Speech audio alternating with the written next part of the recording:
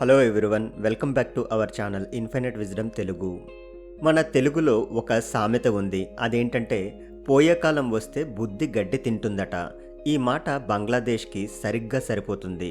తన బిజినెస్ నాశనం చేసుకోవడానికి బంగ్లాదేశ్ మొదటి అడుగు వేసింది. మీరు వింటుంది నిజమే.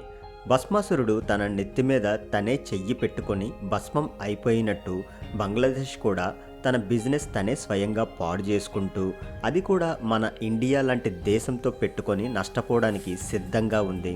సాధారణంగా బంగ్లాదేశ్ సరుకులు అన్నీ కూడా మన ఇండియా మీద నుండి వేరే దేశాలకు వెళ్తుంటాయి. మన ఇండియన్ ఓషన్ నుండి ట్రాన్స్పోర్ట్ జరుగుతూ ఉంటుంది. కానీ ఇప్పుడు మాత్రం బంగ్లాదేశ్ టెక్స్టైల్ ఉత్పత్తులను మాల్దీవుల ద్వారా ఇతర దేశాలకు ఎగుమతి చేస్తుంది. బంగ్లాదేశ్ ఎందుకు ఇలా ప్రవర్తిస్తుంది? బంగ్లాదేశ్ మాల్దీవుల మార్గం నుండి తన ఉత్పత్తులను ఎగుమతి చేయడం వల్ల మన దేశం మీద అది ఎలాంటి ప్రభావం చూపిస్తుంది? ఈ విషయాలన్నింటినీ తెలుసుకోవాలనుకుంటే ఈ వీడియో చివరిదాకా చూడండి. మీరు ఇంకా మా ఛానల్ని సబ్స్క్రైబ్ చేసుకోకపోతే వెంటనే సబ్స్క్రైబ్ చేసుకోండి. Let's get in to today's episode now. Bangladesh చూడటానికి చాలా చిన్న దేశం కావచ్చు, కానీ టెక్స్టైల్ ఎక్స్పోర్ట్ విషయంలో ప్రపంచంలోనే టాప్ 1 పొజిషన్లో ఉంది. మీరు వేసుకున్న బట్టల్లో 99% వరకు బట్టలు బంగ్లాదేశ్లో తయారైనవే. కావాలంటే మీరు వేసుకునే బట్టల మీద వాటి డీటెయిల్స్ ఉంటాయి. ఒకసారి చూసారంటే మేడ్ ఇన్ బంగ్లాదేశ్ మీకు ఖచ్చితంగా కనిపిస్తుంది. ఎంతో కాలం నుండి బంగ్లాదేశ్ టెక్స్టైల్ ఇండస్ట్రీ మీద ఆధారపడి ఉంది. అందుకనే ఉత్పత్తి విషయంలోనే కాదు, ఎగుమతుల విషయంలో కూడా బంగ్లాదేశ్ అన్ని దేశాల కంటే ముందు వరుసలో ఉంది. అయితే ట్రాన్స్పోర్టేషన్ కోసం విమానాల వంటి ఖర్చుతో కూడుకున్న ట్రాన్స్పోర్ట్ వాహనాలను బంగ్లాదేశ్ ఎప్పుడూ ఉపయోగించలేదు. ప్రపంచ మార్కెట్కు ఎగుమతి చేయాలి అంటే బంగ్లాదేశ్ ఎక్కువగా ఇండియా ద్వారా మాత్రమే ఎక్స్పోర్ట్ చేస్తూ ఉంటుంది. మీరు మ్యాప్లో చూసినట్లయితే బంగ్లాదేశ్ మన ఇండియా నుండి వేరువేరు దేశాలకు ఎగుమతి చేస్తూ ఉండేది. అంతేకాకుండా మన భారతీయ విమానాలను కూడా ఉపయోగించుకుంటూ మన దేశంలో ఉన్న విమానాశ్రయాల ద్వారా బంగ్లాదేశ్ ఇతర దేశాలకు తన వస్తువులను ఎగుమతి చేస్తూ ఉండేది. యూరప్తో పాటు మిగిలిన వెస్ట్రన్ కంట్రీస్కి బంగ్లాదేశ్తో సంబంధాలు నెలకొల్పడానికి ఇప్పటి వరకు మన దేశమే ఎంతగానో సహాయం చేసింది. మన ఓడరేవులను ఉపయోగించి షిప్పింగ్ ద్వారా కొన్ని వస్తువులు పంపించబడ్డాయి. తెలుగులో ఒక సామెత ఉంటుంది కదా, పాముకి పాలు పోసి పెంచినా సరే అది తిరిగి మనల్నే కాటేస్తుంది అని. దానికి సరైన ఉదాహరణే ఈ బంగ్లాదేశ్ అని మనం చెప్పుకోవచ్చు. అవసరం ఉన్నంత వరకు ఓడమల్లయ్య, అవసరం తీరాక ఒట్టి మల్లయ్య అన్నట్టు ఇంతకాలం మనతో అవసరాలు తీర్చుకున్న బంగ్లాదేశ్ ఇప్పుడు మాల్దీవుల నుండి తన ఉత్పత్తులను ఎగుమతి చేస్తుంది. మాల్దీవుల నుండి బయలుదేరిన ఒక పెద్ద కార్గో షిప్ లోడుతో యూరోప్తో పాటు మిడిల్ వెస్టర్న్ దేశాలకు సరుకులను సరఫరా చేస్తుంది. బంగ్లాదేశ్ తీసుకున్న ఈ నిర్ణయం ఆ దేశానికి కూడా ఎంతో నష్టాన్ని కలిగిస్తుంది. అయితే మనం కూడా కొంతవరకు నష్టపోక తప్పదు. మన దేశం మీద కూడా ఈ ప్రభావం ఖచ్చితంగా పడుతుంది. నిజానికి ఇప్పటి వరకు ఆ దేశం నుండి వచ్చే వస్తువులను మనం ఇతర దేశాలకు ఎగుమతి చేస్తున్నాము. వీటి నుండి మన విమానాశ్రయాలకు, ఓడరేవులకు ఎంతో లాభం కలుగుతుంది. అయితే బంగ్లాదేశ్ తీసుకున్న ఈ నిర్ణయం కారణంగా మన ఓడరేవుల ఆదాయాలకు కూడా గండిపడుతుంది. నిజానికి మన ఇండియన్ విమానాశ్రయాలు ఎంతో సురక్షితంగా ఉంటాయి. అంతేకాకుండా విమాన సేవలు కూడా అత్యంత వేగంగా ఉంటాయి. అందుకనే ఇన్ని సంవత్సరాలుగా బంగ్లాదేశ్ మన దేశం మీద మాత్రమే ఎగుమతుల కోసం ఆధారపడింది. బట్టల ఎగుమతి డిమాండ్ ఎక్కువగా ఉండటం వల్ల తక్కువ సమయంలో సరఫరా చేయడానికి మన విమాన వ్యవస్థ బంగ్లాదేశ్కి ఎంతగానో సహాయపడింది.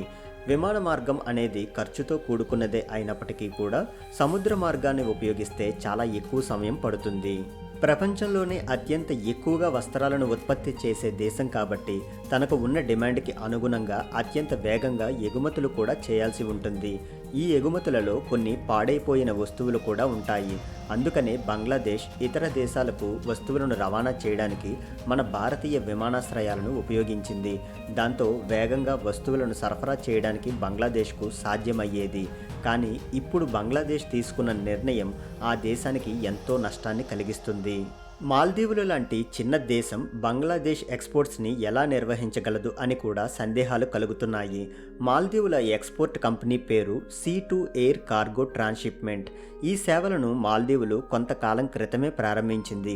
ప్రపంచవ్యాప్తంగా ఏవైనా వస్తువులను గ్లోబల్ మార్కెట్కి తరలించాలనుకుంటే కార్గో షిప్ ద్వారా పంపిస్తామని, మా విమానాశ్రయాలను కూడా వాడుకోవచ్చు అని మాల్దీవులు ప్రపంచ దేశాలను ఆహ్వానించింది.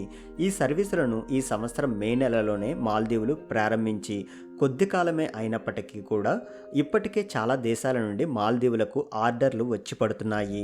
ముఖ్యంగా బంగ్లాదేశ్ నుండి కూడా ఈ దేశానికి ప్రస్తుతం ఆర్డర్స్ వచ్చాయి. బంగ్లాదేశ్ మే నెలలోనే మాల్దీవులను సంప్రదించింది. నిజం చెప్పాలంటే బంగ్లాదేశ్ నుండి మాల్దీవులకు పెద్ద ఆర్డర్ వచ్చింది. బంగ్లాదేశ్ నుండి వస్తువులను రవాణా చేయడానికి మాల్దీవుల ఎయిర్లైన్స్ కంపెనీ బంగ్లాదేశ్ వస్త్రాలను, వస్త్ర ఉత్పత్తులను జర్మనీకి పంపించింది. మాల్దీవుల్లో మొదలైన ఈ సర్వీస్ కేవలం 6 నెలలే అయ్యాయి. కానీ టర్కిష్, ఎమిరేట్స్ వంటి పెద్ద పెద్ద కంపెనీ ఎయిర్లైన్స్ కూడా మాల్దీవుల విమానాశ్రయాల్లో మనకి కనిపిస్తున్నాయి. ఈ కంపెనీల విమానాలు కూడా గ్లోబల్ మార్కెట్లో ట్రేడింగ్ సెక్టార్లో ఎంతో ముఖ్యమైన పాత్ర పోషిస్తున్నాయి. అసలు బంగ్లాదేశ్ ఇంత పెద్ద అడుగు ఎందుకు వేసింది? మన దేశాన్ని కాదనుకుని మాల్దీవులను ఎంచుకొని ఆ దేశం గుండా ట్రాన్స్పోర్టేషన్ చేయడానికి ఎందుకు ప్రయత్నిస్తుంది? ఈ విషయం గురించి తెలుసుకున్నట్లయితే 2022 నుండి 2023 మధ్యకాలంలో బంగ్లాదేశ్ టెక్స్టైల్ ఇండస్ట్రీ హై లెవెల్లో ఉంది. అంటే గత ఏడాది బంగ్లాదేశ్కి పట్టిందల్లా బంగారమే అయ్యింది. కానీ అన్ని రోజులు ఒకేలా ఉండవు కదా. ఈ సంవత్సరం మాత్రం బంగ్లాదేశ్కి దరిద్రం పట్టుకుంది. షేక్ హసీనా గవర్నమెంట్ పడిపోయిన తర్వాత అక్కడ టెక్స్టైల్ ఇండస్ట్రీ నష్టాల్లోకి పడిపోయింది. టెక్స్టైల్ ఉత్పత్తులు కూడా ఎంతగానో తగ్గిపోయాయి. అంతేకాకుండా బంగ్లాదేశ్ ఏం చెప్తుందంటే ఎక్స్పోర్ట్ కంట్రోల్ అనేది భారతదేశం ఆధీనంలో ఉంది. అందుకనే బట్టల ఎగుమతిలో తగ్గుదల కనిపించిందని బంగ్లాదేశ్ ఆరోపణ చేస్తుంది. ఇలాంటి సమయంలో మాల్దీవుల నుండి ఎక్స్పోర్ట్ చేయడం వల్ల తమకు లాభం కలుగుతుందని బంగ్లాదేశ్ భావిస్తుంది. కానీ నిజానికి బంగ్లాదేశ్ మాల్దీవుల నుండి ట్రాన్స్పోర్టేషన్ చేసుకోవడం వల్ల ఖర్చులు మరింత పెరిగిపోతాయి. ఎందుకంటే బంగ్లాదేశ్కి మాల్దీవులకి మధ్య ఎంతో దూరం ఉండడం వల్ల తన ప్రొడక్ట్ అన్నిటినీ సముద్ర మార్గం ద్వారా మాల్దీవులకు బంగ్లాదేశ్ చేర్చాల్సి ఉంటుంది. అక్కడి నుండి ఇతర దేశాలకు ఎగుమతులు చేయడం వల్ల చాలా ఖర్చుతో కూడుకున్న పని. ఇండియాలో మాత్రం నేరుగా బంగ్లాదేశ్ నుండే మన దేశానికి వస్త్రాలు వస్తాయి. సరైన సమయానికి మన ట్రాన్స్పోర్టేషన్ నుండి ఇతర దేశాలకు ఈ వస్త్రాలు ఎగుమతి చేయబడతాయి. కేవలం సేవలు మాత్రమే కాదు, ఒక రకమైన పాడైపోయిన వస్తువులు కూడా ఒక్కొక్కసారి ఎగుమతి చేయాల్సి ఉంటుంది. అలాంటప్పుడు ఆలస్యం చేయడం వల్ల వాటి డిమాండ్ బాగా తగ్గిపోతుంది. బంగ్లాదేశ్ ఈ కొత్త నిర్ణయం ఏ ముహూర్తాన తీసుకుందో కానీ ఆ దేశం సర్వనాశనం అవ్వటానికి ఇలాంటి నిర్ణయాలే కారణమవుతాయి. నిజానికి బంగ్లాదేశ్ మన దేశంతో ఉన్న ట్రేడ్ రిలేషన్స్ అన్నిటినీ తెంచుకోవాలని చూస్తున్నట్టుగా మనకి క్లియర్ కట్గా అర్థమవుతుంది. ఒకప్పుడు మనకి మంచి ఫ్రెండ్గా ఉన్న బంగ్లాదేశ్ ఇప్పుడు ఇలా మనకే ఎదురు తిరుగుతుందని మన భారతదేశం ఎప్పుడూ ఊహించనే లేదు.